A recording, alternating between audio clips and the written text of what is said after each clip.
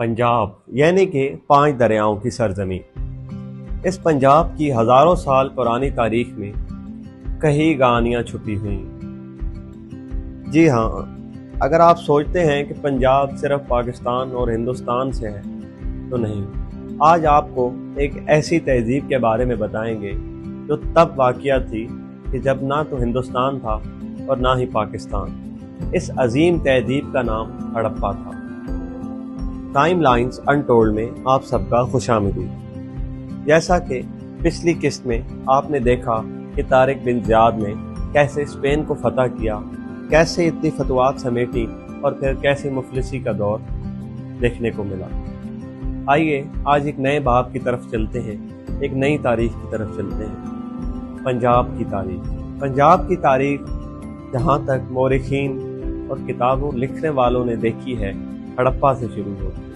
हड़प्पा आज भी पंजाब पाकिस्तान में मौजूद है। इस तहजीब के लोग काफ़ी अक्लमंद थे।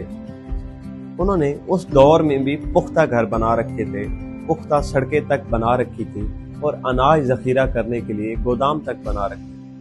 ज़रा सोचिए कि हज़ारों साल पुरानी शहर में पुख्ता घर आपको देखने को मिले तो आज भी पाकिस्तान के कई इलाकों में या हिंदुस्तान के कई इलाकों में देखने को नहीं मिलते। मगर उस दौर में भी उन लोगों ने पुख्ता घर बना रखे थे, पुख्ता सड़कें तक बना रखी थी। वो लोग ज़्यादातर खेती बाड़ी करते और तजारत का भी काम किया करते थे, मगर अपनी महारत हमेशा मिट्टी के बर्तनों में दिखाया करते थे। मिट्टी के बर्तन बनाना उनका एक शोबा था, हॉबी थी, जो भी आप कह सकते हैं कह लें। उनके सिक्के, जेवरात और कुछ कपड़े आज भी अजायब घरों की जीनत है। इस तहजीब के लोग एक ख़ास किस्म की ज़बान में तहरीर लिखा करते थे जो आज तक नहीं पढ़ी जा सकी। माहिरीन ने सर जोड़ लिए हैं, हर बात तक पहुंच चुके हैं, मगर उस तहरीर को नहीं पढ़ा जा सका। तो सोचिए कि ये तहजीब कितनी पुरानी थी कि जिसकी ज़बान को आज तक समझा नहीं जा सका।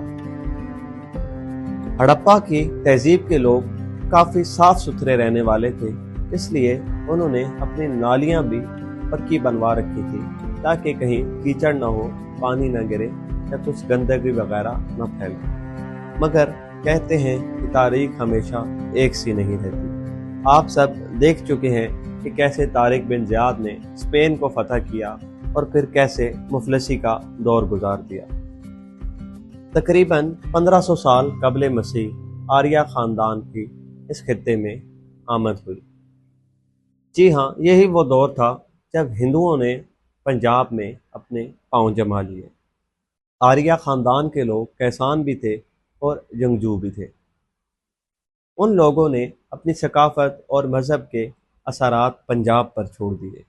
यही वो अजीम दौर था जब हिंदुओं की अजीम किताबें लिखी गई और पंजाब एक नए दौर में दाखिल हुआ। ये था पंजाब का पहला बाब, हड़प्पा की एक अजीम तहजीब और फिर आर्याओं की इस खित्ते में आमद और इस धरती पर अपना नाम बना देना।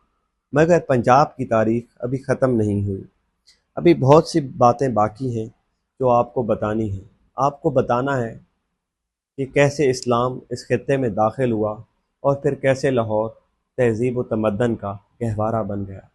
अगर आप इंटरेस्टेड हैं इस वीडियो का अगला पार्ट देखने के लिए तो हमारे चैनल को ज़रूर सब्सक्राइब करके जाइएगा। तब तक के लिए अल्लाह हाफ़िज़।